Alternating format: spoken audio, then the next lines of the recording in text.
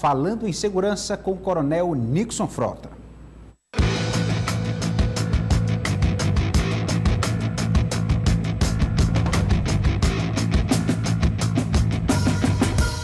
Falando em segurança com o Coronel Nixon Frota. Oferecimento Security 24 horas. Soluções em segurança eletrônica e rastreamento veicular. Hotsat, novas possibilidades. Piauí Construções. Antes de construir ou reformar, faça aqui o seu orçamento. Grupo SETSEG. As melhores soluções em segurança. Coronel Nixon Frota, boa tarde, seja bem-vindo. Boa tarde, mais uma vez aqui, né, Eliezer? Verdade. Obrigado, satisfação de te encontrar prazer aqui mais uma vez. E agradeço também a você que nos acompanha, agradeço a sua atenção, seu tempo e a sua audiência. Eliezer, vamos falar de segurança? Com certeza. E hoje o tema da semana é homicídios. Um tema até amplo, né? Mas quais os destaques, Coronel?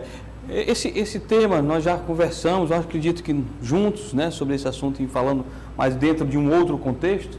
E me motivou a trazê-lo aqui, mostrar alguns casos que estão acontecendo na atualidade, através de duas conversas com dois colegas de Instagram, o Luiz, que é de Timon, e o João Alberto, que é de Teresina. Então a gente começou a falar, conversando. Os telespectadores pautaram. Exatamente, pautado pelos telespectadores, amigos ali, colegas de Instagram. Então a gente conversou, achei que seria interessante trazer essa ótica sobre homicídios. Um tema atual, que infelizmente é a cara do Brasil e é responsável por esse grande índice de insegurança que nós temos no nosso país.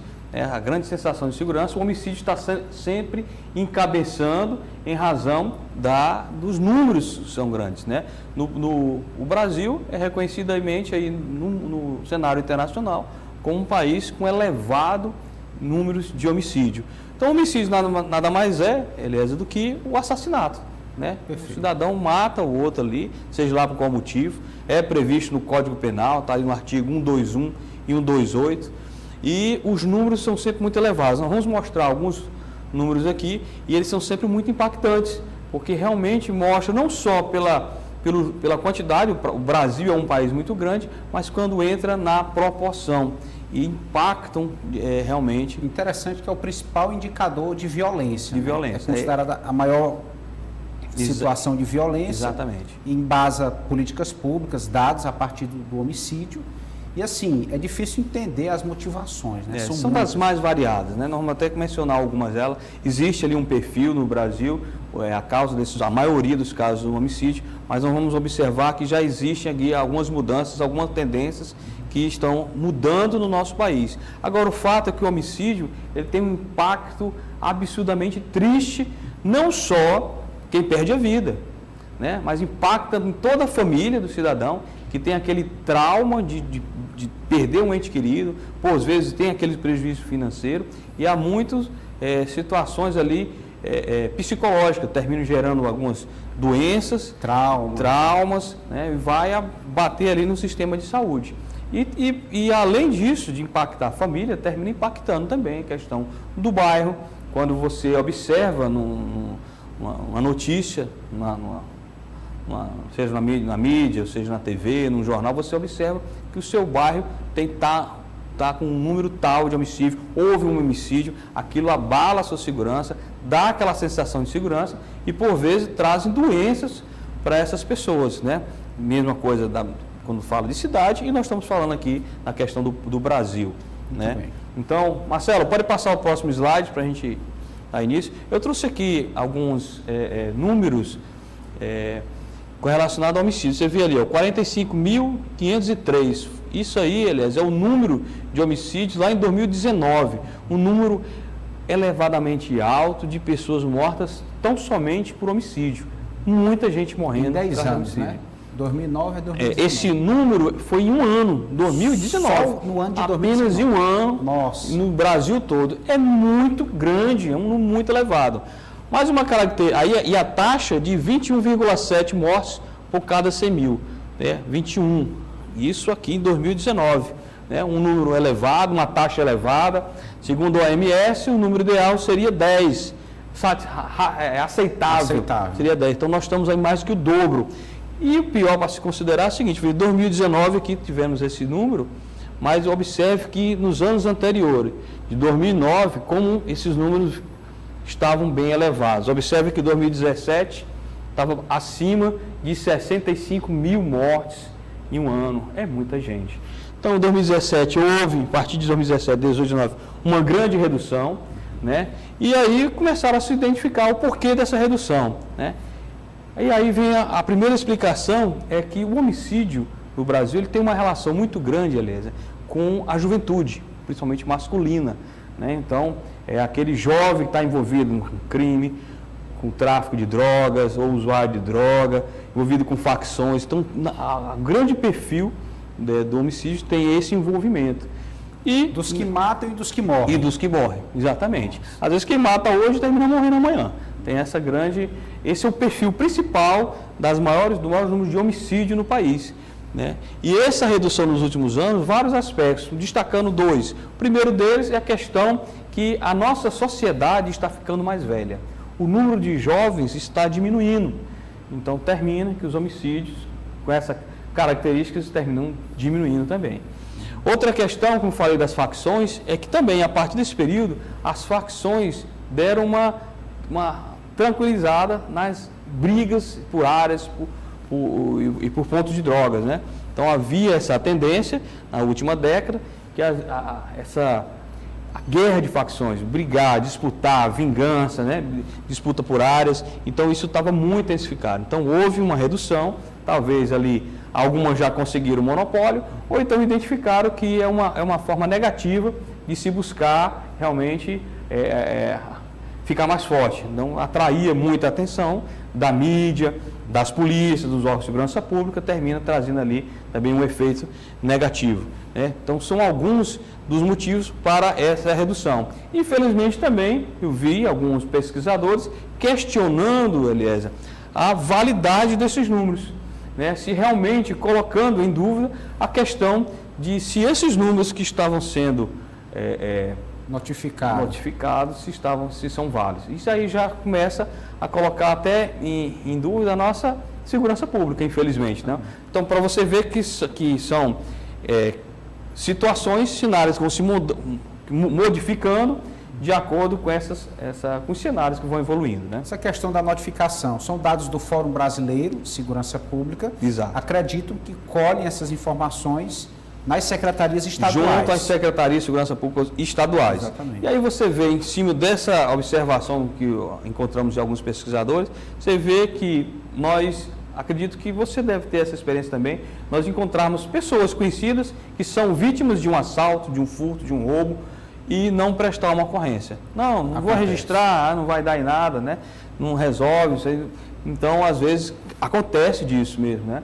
Então, eu mesmo já fui vítima de assalto, e aí você presta uma ocorrência e você não sente, às vezes, um resultado efetivo, né? Eu que já morei em muitos estados do país, e aí fica essa dúvida, essa segurança, se realmente foi gerada uma ocorrência, se estão todos sendo registrados ou não. Muito bem. Marcelo, por favor. Então, aqui dando continuidade também, ainda a questão dos homicídios, mas comparando aqui as regiões, ao longo dos anos, todas as regiões do Brasil. E nós observamos aqui a região norte e nordeste, sempre à frente, e a mesma, quando as outras regiões passaram a diminuir, houve uma redução, mas terminou que foi com o norte e nordeste. Mesmo reduzindo, ainda estão à frente, né? Então, tem essa relação triste da nossa região. Nós estamos no Nordeste, que é um dos lugares onde tem mais homicídios, infelizmente, né? Marcelo, pode passar, por gentileza.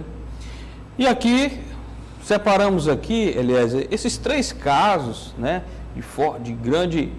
de assassinatos brutais, é assim que identificamos, e que tiveram ali um grande espaço na mídia, né, grande repercussão local, nacional e até internacional. Estão todos relacionados a assassinatos, aos homicídios. O primeiro deles é o do congolês, né, um jovem de 24 anos, que no dia 24 de janeiro foi assassinado na barraca de praia no Rio de Janeiro, se não me engano, Barra da Tijuca, por pessoas. E detalhe, a barraca era onde ele prestava serviços, né? Ele estava trabalhando. Não era um dia de trabalho dele. Segundo a família, ele foi lá naquele dia para fazer uma cobrança de uma diária que ele tinha feito. Mas o que se chama a atenção é que ele foi morto por pessoas daquele local que ele trabalhava, que ele prestava serviço. Pessoas que o conheciam, foi assassinado. Da convivência, né? Aí levanta a questão da impunidade. Né? Então, foi colocado lá também, pela mídia, pela família, pelos advogados, a questão do racismo e da xenofobia. Será que ele foi morto porque ele era negro? Será que ele foi morto porque ele era um imigrante, era um congolês, não era um brasileiro, né? E veio para cá? Mas também a gente destaca essa questão da impunidade. Foi morto, se ele estava fazendo algo errado, aqueles conhecidos dele, por que não chamaram a polícia? Segurava, chama a polícia, precisava realmente matar. E a impunidade de saber que naquele local de trabalho tinham câmeras de vídeo, foi gravado tudo e nem se importavam se estavam sendo filmados ou não. Então, vem aí uma grande sensação que a impunidade existe, né? Então, seja para punir se ele era um marginal, não adianta chamar a polícia, pode ser que tenham pensado isso, ou até mesmo uma mata mesmo aí que não vai dar em nada para a gente. Então, fica essa sensação. O outro segundo caso, também de grande repercussão nacional, é o do Durval Teófilo Filho, morto, assassinado no Rio de Janeiro, pelo seu vizinho que o confundiu com um assaltante. Então, era um sargento da Marinha que chegava em casa, né, de noite, e foi colocado em dúvida isso. Ele foi morto por racismo, porque por ele ser negro no escuro, ele seria um bandido, né? Então, mas nós observamos também o outro lado, que eles eram vizinhos, moravam no mesmo condomínio, né? Talvez amigos, quem sabe. E o que eu vejo aí é um cidadão morando no Rio de Janeiro, chegando à noite na sua residência, o portão, o controle não funcionou, e o medo, o pavor, essa sensação de segurança no seu limite máximo da certeza de que ele vai ser assaltado. Ele não tem mais aquela possibilidade de alguém chegar. Ele tinha certeza. E então, nem viu as consequências da sua ação. O pavor, talvez o pavor mesmo tenha sido tão grande, tão desesperador, né? Talvez o índice de assalto ali, que ele já sai com aquela certeza que aquilo, decisão equivocada. Ou né? mato ou morro. As provas, exatamente, ou mato ou morro. Infelizmente mesmo, matou um cidadão, um vizinho, um colega, e as imagens ali, a gente percebe que realmente ele estava chegando no trabalho, tranquilo, não tinha arma nenhuma, e foi tanto que quem executou os tiros conduziu para casa. Então fica aí essa questão do medo, o pavor, né? Então eu tenho que resolver, eu mato ou morro, né? Porque ninguém vai vir me socorrer. E o terceiro caso são esses dois jovens, o Luan e o Oliveira, Luian e o Anael, que são aqui de Teresina, que foram encontrados mortos em novembro do ano passado. E de lá para cá, a investigação está acontecendo, a mídia divulgando bastante o que aconteceu. E aqui chama a atenção, foram dois jovens que entraram numa residência, né, sabe-se lá por qual motivo, o que se queria ali, foram identificados pelos proprietários, né, e não se chamou-se a polícia, não se resolveu com os meios legais do Estado. Procurou-se fazer justiça com as próprias mãos. Né? E aí? Será que há a sensação, talvez a mesma sensação, o pavor, o medo da impunidade? Isso aqui não vai dar em nada, já fui vítima 1, 2 vezes, 3 vezes, eu vou chamar a polícia, vai gerar ocorrência, não vai dar em nada. E aí eu cito o caso que nós vemos aqui, questão de várias ocorrências que eu vejo ali na Guarda Municipal, de meliantes que são presos hoje e no dia seguinte já está fazendo a mesma ocorrência, na questão das paradas de ônibus. Às vezes são flagrados na tentativa, são conduzidos e no outro dia já estão soltos, já estão fazendo a mesma, às vezes no mesmo dia, né? Cometendo isso aí. Exatamente. Isso vai gerando uma sensação de impunidade. Marcelo, pode passar o próximo slide? Aí vem gerando uma sensação de impunidade, somado a essa sensação de segurança, que pela a divulgação desses crimes, a forma como eles acontecem, geram isso somado, vai gerando esse ambiente extremamente negativo para a nossa sociedade e, ao meu ver, a consequência vai impactar sempre nos números negativos do homicídio. Marcelo, pode passar mais um, por gentileza? E aí, dentro desse cenário, destaco 3 atores que estão aí interligados, interdependentes, de forma negativa. Primeiro, nós temos aí o profissional da segurança pública, que por vezes, aí eu uso o termo que eu vejo muito policial usar, que é a questão de enxugar gelo, né? Às vezes eles usam essa expressão. Desmotivados. Que por vezes coloca a sua vida em risco.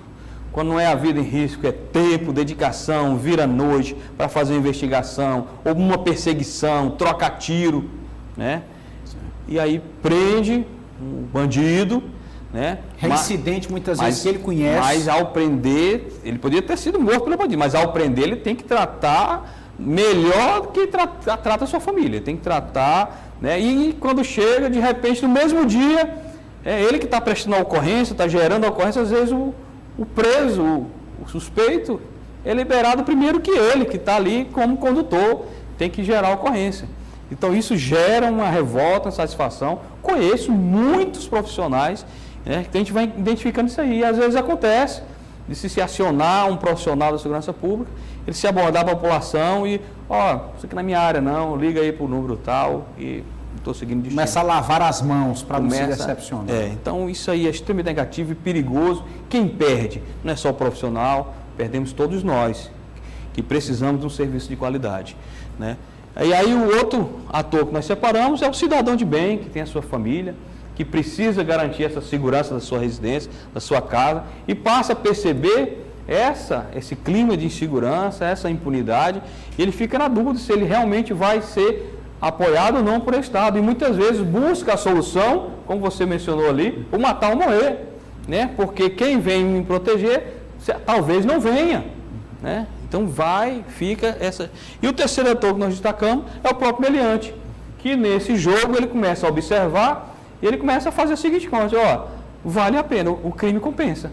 Isso. O crime compensa, né? Você vê aí, às vezes, o usuário de droga, morador de rua, compensa. Eu vou lá, assalto, furto fios de cobre, valioso, mantenho o meu vício e não vai dar em nada para mim. E muito menos quem encomenda e quem compra esse produto originado de furto ou roubo.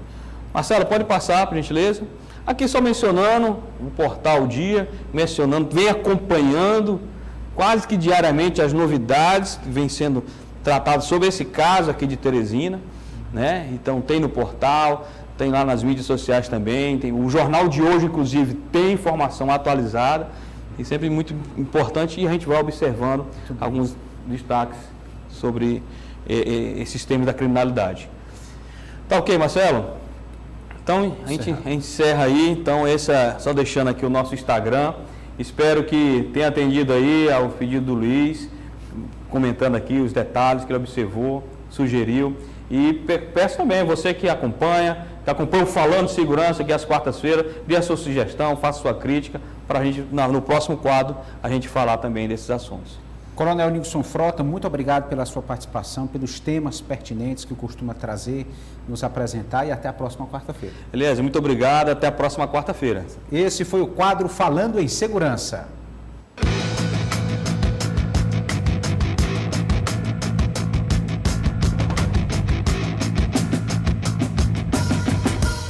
Falando em Segurança com o Coronel Nixon Frota. Oferecimento Security 24 horas. Soluções em segurança eletrônica e rastreamento veicular. Hotsat, novas possibilidades. Piauí Construções. Antes de construir ou reformar, faça aqui o seu orçamento. Grupo 7 Seg. As melhores soluções em segurança.